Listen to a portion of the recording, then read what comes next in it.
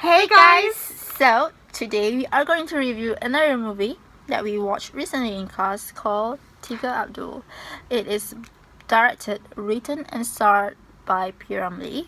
So, we were going to talk about a bit on the characters and the storyline. So, Charisma?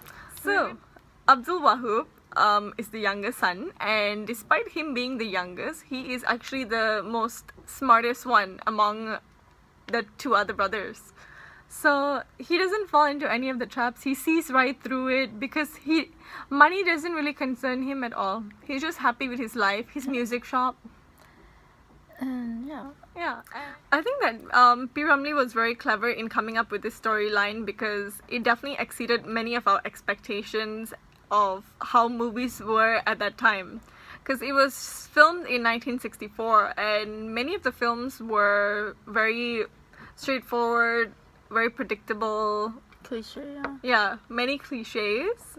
So this is something that's very different. Yeah, and as an avid fan of P. Ramlee movies, I do know that P. Ramlee tends to put a lot of moral values or hidden messages in all of his movies, and in Tiga Abdul, I can see that he is mainly trying to criticize the social and political problems that the nation back then in the 1960s are facing, and can be seen in a way that even after the independence, there are some lands and estates that are still owned by the British government, and I guess that is possible why they use pounds instead of probably ringgit, or even maybe in Turkish currency, since the movie is based on Istanbul.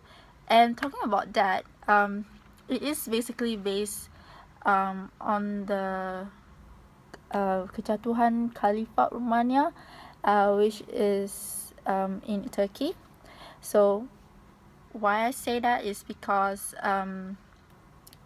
the name of the place is Iskandarbula, is obviously that it is based on Istanbul, and also from the way they dress up. So back then in Turkey, there's this one president, the Turkey president named Mustafa Kemal Atatürk, where he wants to westernize the whole Turkey, and one of his ways is by forcing his people to dress up like Western. yeah, like Yeah. the westerns can be seen in P. Ramlee's movie, where he and the rest of the actors wore suit and tie, and the fez, the hat, and the actresses, they wore really tight dresses, very sexy, very revealing, which is not something that you see Yeah. in a more Muslim Movie. movies. So that is that. And also in how Abdul Wahab wants to even out the father's properties, he does not follow the right Islamic way. He actually just gave Abdul Wahab the house, whereas he and Abdul Wahab got most out of the money that his father had. So They didn't divide it equally. yeah, it's basically they just do not use the right Islamic ways of doing it. Many, just like Arena mentioned earlier about moral values. So there are many moral values that you can learn from this movie. One is not to be greedy for money. The second one is family values, where you do not deceive your own family. Yeah, although P. Ramlee treated his brothers like actual slaves, but he has his good intentions in his heart, where he just wants them to learn their mistakes, to not be so money ridden, because well